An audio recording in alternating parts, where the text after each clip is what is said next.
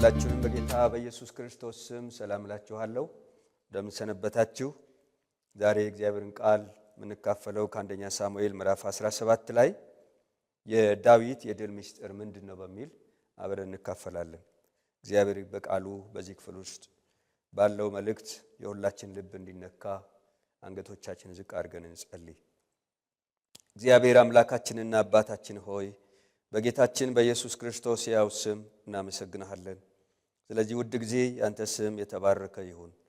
እግዚአብሔር አባታችንና አምላካችን ሆይ ክብር ሁሉ ለስምህ ይሁን፣ ምስጋና ለስምህ ይሁን። እግዚአብሔር የዘላለም አምላክ በዚህ ሰዓት በዚህ ጊዜ በዚህ ቅዱስ ቃል በዚህ ምዕራፍ ውስጥ ያለው መልእክት እግዚአብሔር የዘላለም አምላክ የዳዊት የድል ምስጢር ምን እንደሆነ እግዚአብሔር እንድናስተውል መንፈስ ቅዱስ የቃል ፍቺ እንዲበራልን ሁለንተናችንን ላንተ አሳልፈን እንሰጣለን። እኔንም ባሪያህም እንድትረዳኝ ሰሚዎችንም እንድትረዳ ሁሉን ላንተ አሳልፈን እንሰጣለን።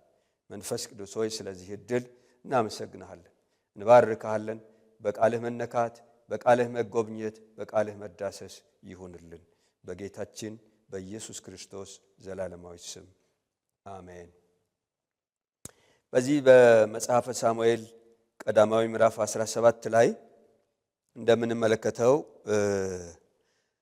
የዳዊትን ታሪክ እንዲሁም ደግሞ የሳኦልን ታሪክ የሌሎችንም የወንድሞቹንም ታሪክ የጎልያድን እና የእስራኤልን ሕዝብ ታሪክ በዚህ ውስጥ አብረን እናያለን። ሁላችንም እንደምናውቀው ዳዊት ከታናሽነቱ ጀምሮ ልዩ ልዩ ፈተናዎች የገጠሙት ሰው።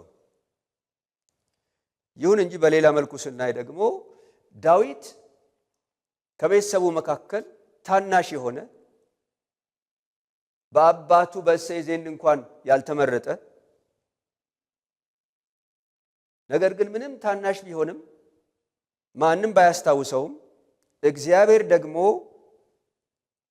ከበግረኝነት ተጠርቶ የእግዚአብሔር ቅባት በእርሱ ላይ እንዲያልፍ እግዚአብሔር ነቢዩ ሳሙኤልን የተጠቀመበት ሳሙኤል በእግዚአብሔር ሐሳብ የተመረጠ በእግዚአብሔር ፈቃድ የተመረጠ የእግዚአብሔርን ሐሳብ ለማገልገል የተመረጠ ሰው ነው።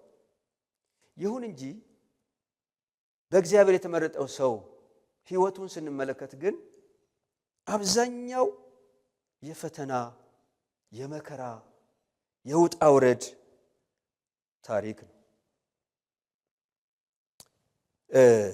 የሚገርመው ዳዊት በተለያየ መከራ ውስጥ ይለፍ እንጂ ዳዊት ደግሞ እግዚአብሔር አስጀምሮ ያስጨረሰው እግዚአብሔር ደግሞ በዚያ ሁሉ ፈተና አሳልፎ ድል የሰጠው ሰው ነው።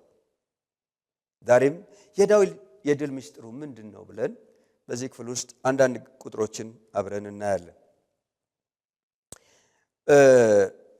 ምዕራፍ 17 ቁጥር 24 ላይ እንደምንመለከተው የእስራኤል ሰዎች ሁሉ ሰውየውን ባዩ ጊዜ እጅግ ፈርተው ከእርሱ ሸሹ ይላል። ይሄ ሰው ማን ነው? ጎልያድ ነው። ጎልያድን ፈሩ። ዋነኛ ጀግና ፍልስጤማዊ ይላል። የጌት ሰው ከፍልስጤማውያን ጭፍራ ወጣ፣ የተናገረውን ቃል ተናገረ። የሚገርም ነው። ጎልያድ ሁሉ ፈርቶታል። ንጉሱ ፈርቶታል። የሳኦል ወንድሞች ፈርተዋል። እስራኤላውያን ሁሉ ፈርተዋል። 40 ቀንና ሌሊት አንገት አስደፍቷቸዋል። በመከራ በጭንቅ ውስጥ ነው ያሉት እና ሁሉ ደንግጧል፣ ሁሉ ፈርተዋል። በዚህ መካከል ውስጥ ዳዊት ግን ለዚህ ሁሉ የመፍትሄ ሰው እግዚአብሔር ሲያደርገው እናያለን። ወገኖቼ እግዚአብሔር የመፍትሄ ሰው ያድርገን። ሃሌሉያ። እና የመጀመሪያው የዳዊት የድሉ ምስጢር ምንድነው ስንል ዳዊት እግዚአብሔር ከእርሱ ጋር የሆነ እግዚአብሔር እንደመረጠው ያወቀ ሰው ነበር።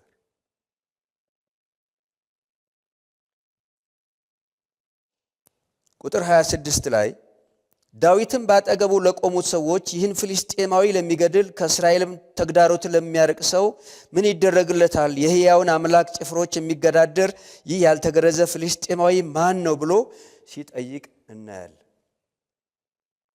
ዳዊት በአምላኩ የተማመነ መዝሙረ ዳዊት 78 ቁጥር 7 ላይም እንመለከታለን እንዲህ አይነት ቃል።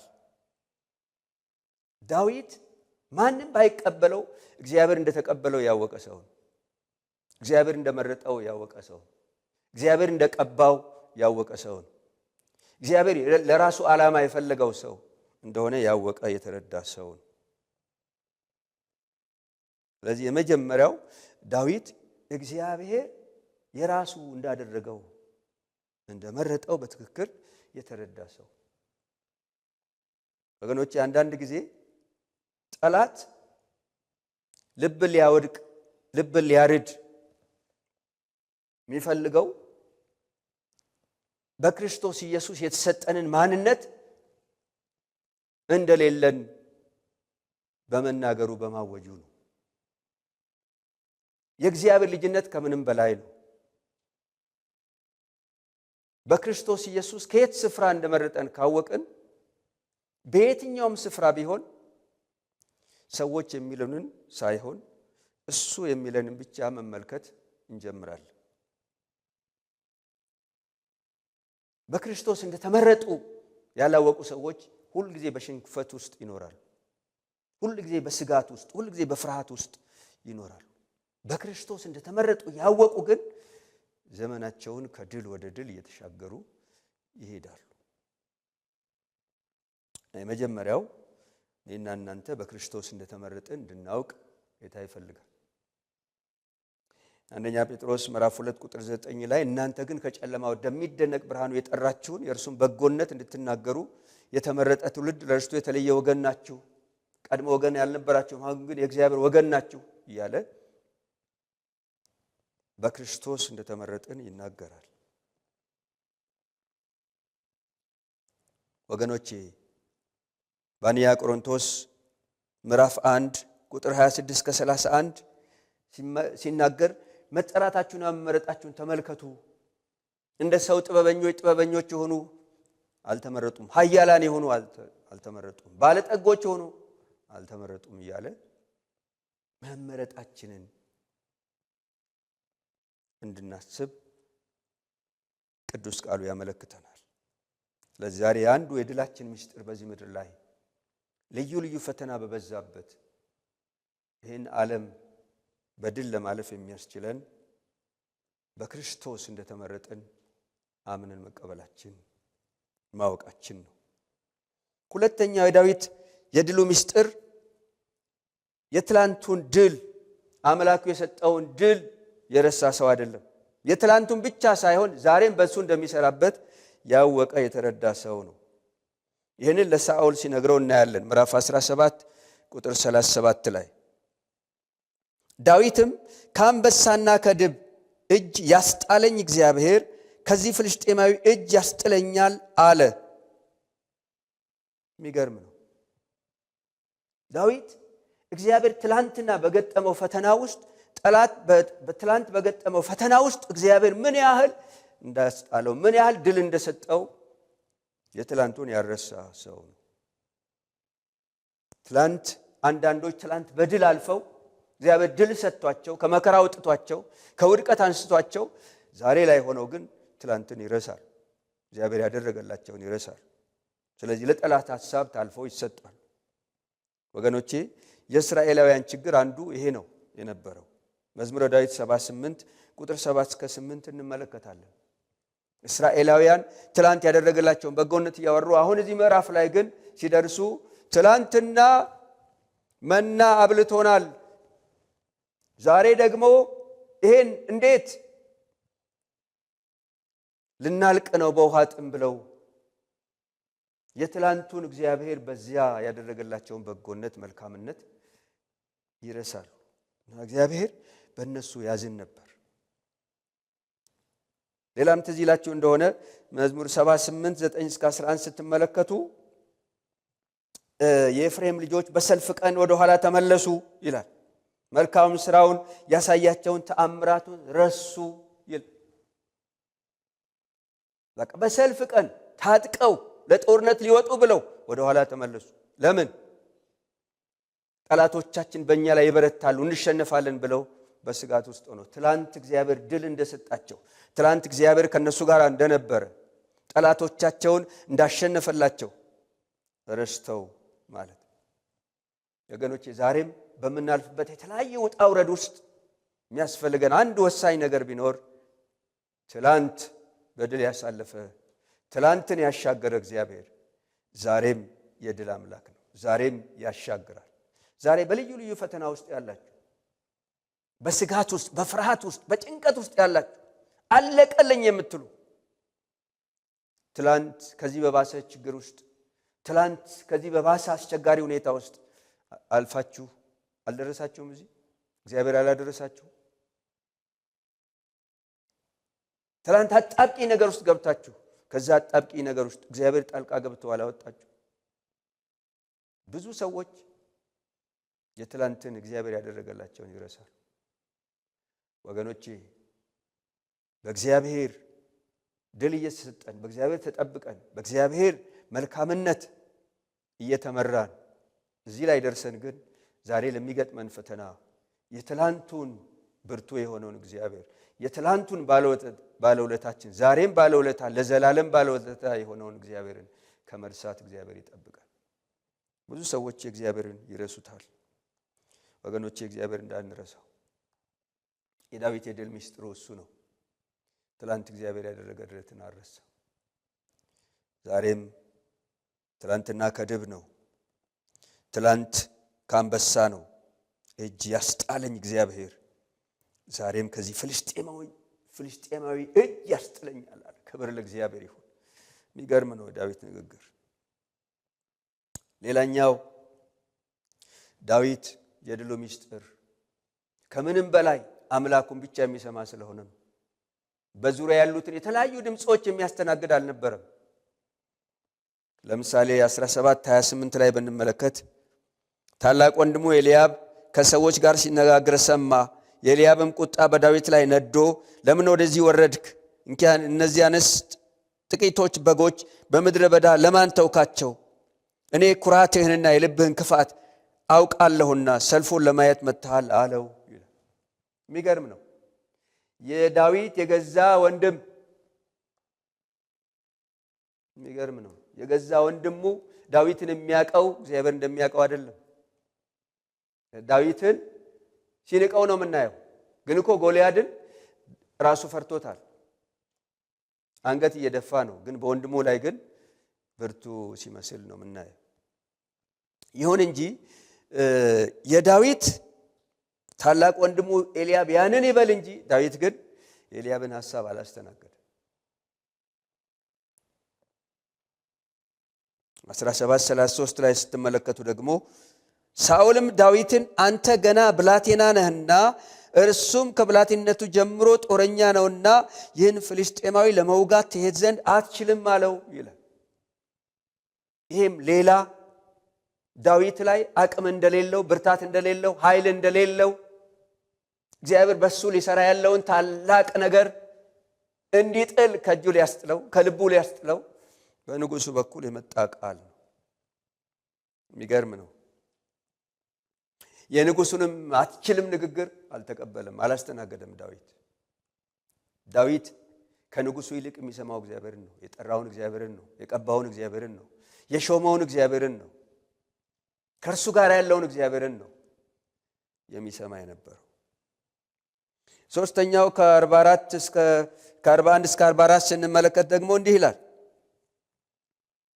ፍልስጤማዊም መጥቶ ወደ ዳዊት ቀረበ፣ ጋሻ ጃግሬውም በፊቱ ይሄድ ነበር። ጎልያድም ዳዊትን ትኩር ብሎ አየው፣ ቀይ ብላቴና መልኩም ያማረ ነበርና ናቀው። ፍልስጤማዊውም ዳዊትን በትር ይዘህ የምትመጣብኝ እኔ ውሻ ነኝን አለው።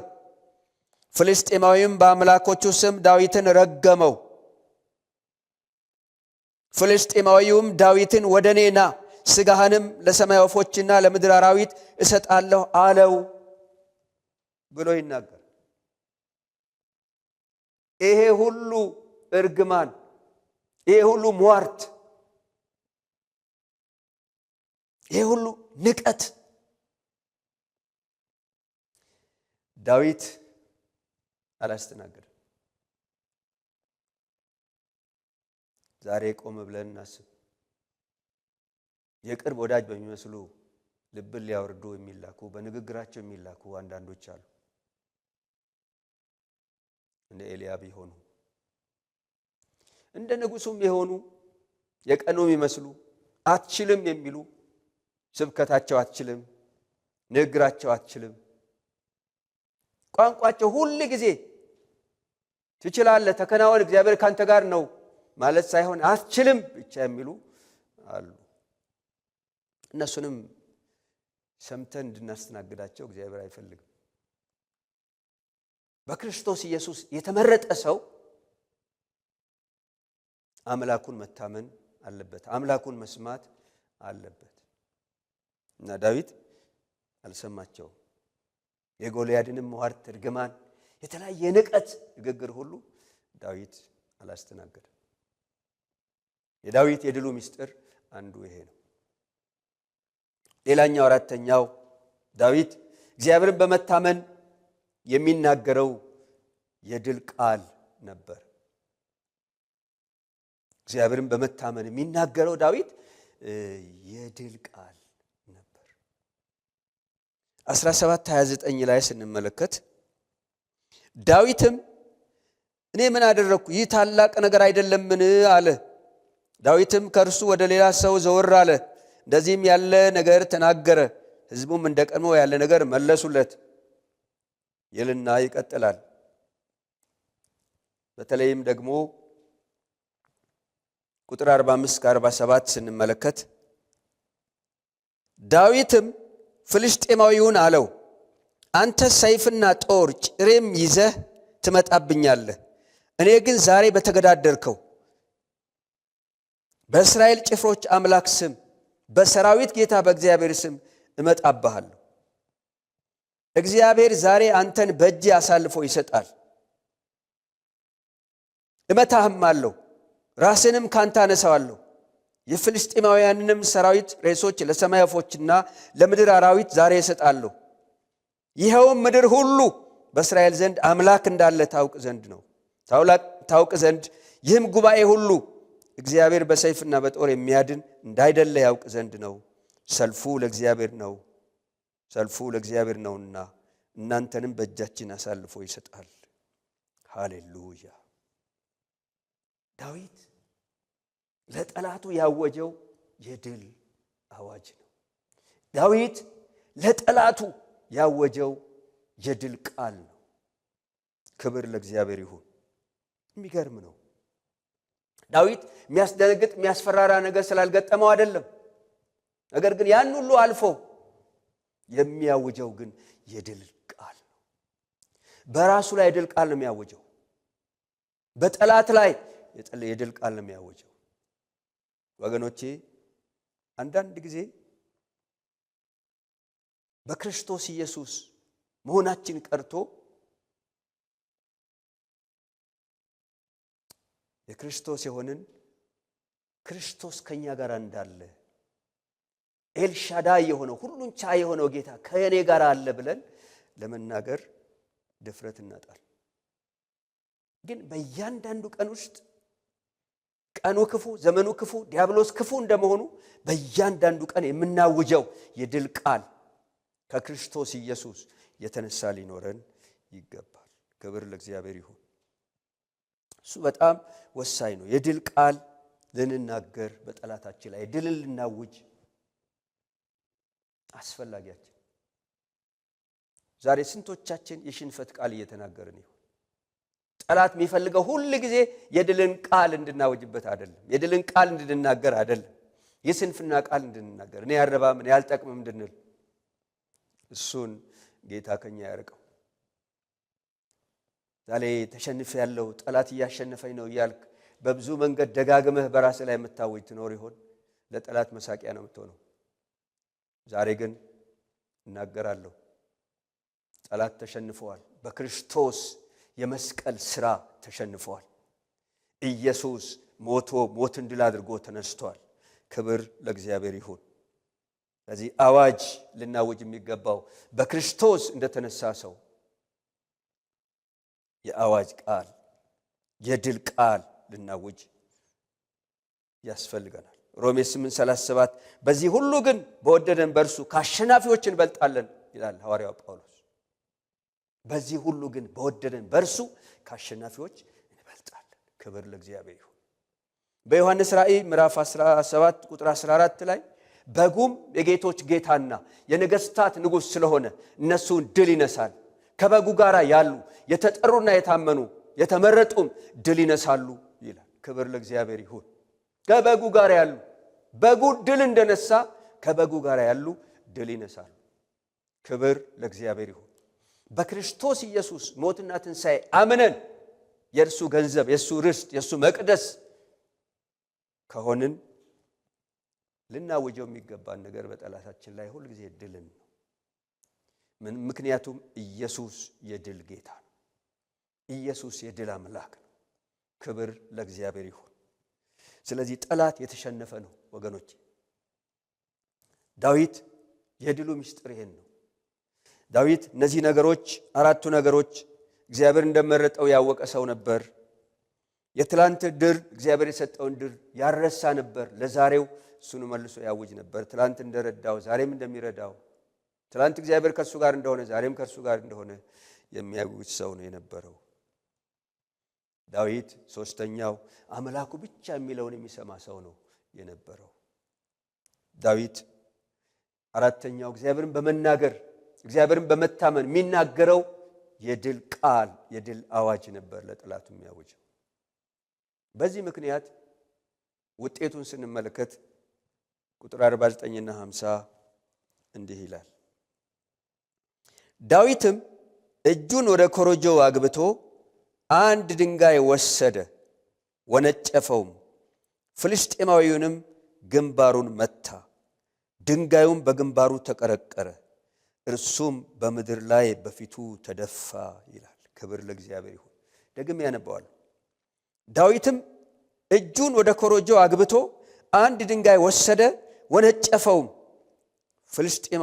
ፍልስጤማዊውንም ግንባሩን መታ፣ ድንጋዩም በግንባሩ ተቀረቀረ፣ እርሱም በምድር ላይ በፊቱ ተደፋ ይላል። ዳዊት መጨረሻ እርምጃ ነው የወሰደው በጠላቱ ላይ። በእምነት ጠላቱ ላይ ወጣ። በእምነት በአምላኩ ቃል በእጁ ባለው ወንጭፍ እግዚአብሔር ተጠቅሞ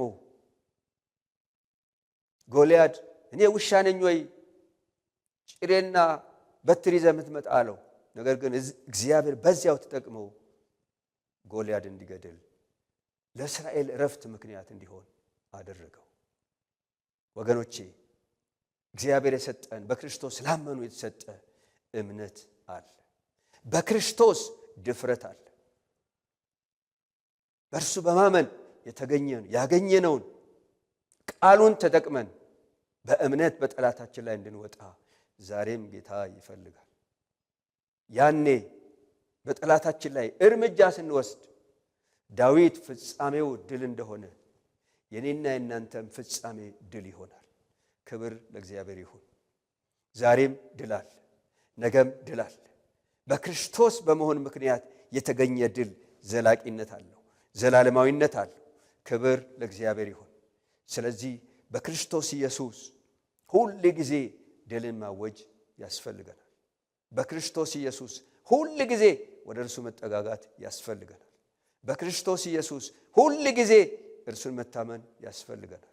በክርስቶስ ኢየሱስ ሁል ጊዜ በእርሱ እንደተመረጥን ማወቅ ያስፈልገናል። ክርስቶስ ኢየሱስን ሁል ጊዜ እንድንሰማው የመንፈስ ቅዱስን ኃይል እንድንቀበል ያስፈልገናል። የእምነት እርምጃ እንድንሄድ በጠላታችን ላይ በእምነት እንድንወጣ ስራውን እንድናፈርስ፣ እቅዱን እንድናፈርስ፣ ሲስተሙ እንድናፈርስ፣ ሴራውን እንድናፈርስ እግዚአብሔር ይፈልጋል። ምክንያቱም የእኛ አምላክ እኛ ጋር ያለው እነሱ ጋር ካለው ይበልጣል ተብሎ ተጽፏልና። ክብር ለእግዚአብሔር ይሁን። ሃሌሉያ። እኛ በክርስቶስ ኢየሱስ ያመንን የድል ልጆች ነን። ክብር ለእግዚአብሔር ይሁን። መከራ አይበግረንም፣ ችግር አይበግረንም፣ ፈተና አይበግረንም። ሁሉን አልፈን ታላቁ የበጎች እረኛ በሚመጣበት ጊዜ እርሱን ለመቀበል ፊት ለፊት ከእርሱ ጋር እንገናኛለን። ክብር ለእግዚአብሔር ይሁን። ኢየሱስ በክብር ይመጣል። ይሄ ጌታ እስኪመጣ ድረስ ግን ሁል ጊዜ በድል እንድንኖር ይፈልጋል። የድል አምላክ ስለሆነ ድልን ሰጥቶናል። እሱ በቀራንዮ መስቀል ላይ ተሰቅሎ ቅዱስ ደሙን አፍስሶ ሞቶ በሦስተኛው ቀን ተነስቶ ለእኛ ድልን አወጆልናል። በእርሱ በማመን ዕለት በዕለት በቀረልን የሕይወት ዘመን ሁሉ በጠላታችን ላይ ድልን እያወጅን ፍጻሜያችን በድል እንዲደመደም የእሱ ፈቃድ ነው። የጌታ መንፈስ የጌታ ጸጋ ይረዳናል። ኢየሱስ የድል ጌታ ነው። እንጸልይ። ሃሌሉያ ሃሌሉያ ሃሌሉያ። በዘመናት መካከል በአንተ ላመኑ አንተን ለተደገፉ እግዚአብሔር ሆይ አንተ ለጠራሃቸው እግዚአብሔር የዘላለም አምላክ ሆይ በዘመን ሁሉ መካከል በሚያልፉበት የተለያየ መከራ የተለያየ ፈተና ውስጥ ድልን ታቀዳጃቸዋለህ። እናመሰግናለን። ከቅዱሱ ቃልህ እንደሰማ ነው ዳዊት በዘመኑ እግዚአብሔር የዘላለም አምላክ ያለፈባቸው ውጣ ውረዶች ያለፈባቸው አስቸጋሪ ሁኔታዎች ሁሉ እግዚአብሔር ሆይ የተለያዩ ጠላቶች ቢገጥሙትም ጌታ ሆይ ዳዊት ግን ዘመኑን የደመደመው በድል ነው። እግዚአብሔር የዘላለም አምላክ ሳናውቅህ ያወከን በልጅህ በክርስቶስ ኢየሱስ ከዘላለም ጥፋት ያዳንከን ከጨለማው ስልጣን ያዳንከን ዛሬም በድል እንድንራመድ ሕይወታችን በድል አገልግሎታችን በድል ኑሯችን በድል እንዲሆን ትፈልጋለህ። የድል አምላክ ሆይ ዛሬም የድል አምላክ ነህና እናመሰግናለን። ላለፉ የእምነት አባቶች የድል አምላክ እንደሆንክ ዛሬም ለእኛም የድል አምላክ ነህ። እንሰግድልሃለን። የድል ጌታ ነህ፣ እናመልክሃለን። የድል ጌታ ነህ፣ እንከተልሃለን። የድል ጌታ ነህ፣ እናገለግልሃለን። ክብርን ሁሉ ለድሉ ባለቤት ላንተ እንሰጣለን። እናመሰግንሃለን። በሕይወታችን ላይ እንሾምሃለን። በዘመናችን ላይ እንሾምሃለን። በትውልድ ላይ እንሾምሃለን። እግዚአብሔር የዘላለም አምላክ እንግዲያውስ አንተ ከጠራህን አንተ ከመረጥከን አይቀር ለትውልድ እረፍት ምክንያት እንድታደርገን በጌታ በኢየሱስ ስም እንለምንሃለን። ዳዊትን እግዚአብሔር ሆይ ለተጨነቁ 40 ቀን አንገታቸው ለደፉ እስራኤላውያን እረፍት ምክንያት እንዳደረግከው እልልታ ምክንያት እንዳደረግከው እኔና ወንድሞቼን እህቶቼን በቀረልን የሕይወት ዘመን ሁሉ ለትውልድ እረፍት ለትውልድ ሰላም ለትውልድ ደስታ ምክንያት እንድታደርገን በትህትና እንለምንሃለን። ስለሰማህነው የሕይወት ቃል እናመሰግንሃለን። ክብሩን ጠቅልል አንተ ሰጠን። እንወድሃለን። አንተ ልትልቅ እኛ ልናንስ ይገባል። ይህን ሁሉ ጸለይን በጌታችንና በመድኃኒታችን ዳግመኛ በክብር በሚመጣው በናዝሬቱ በኢየሱስ ክርስቶስ ሕያው ስም አሜን። እግዚአብሔር ይባርካችሁ።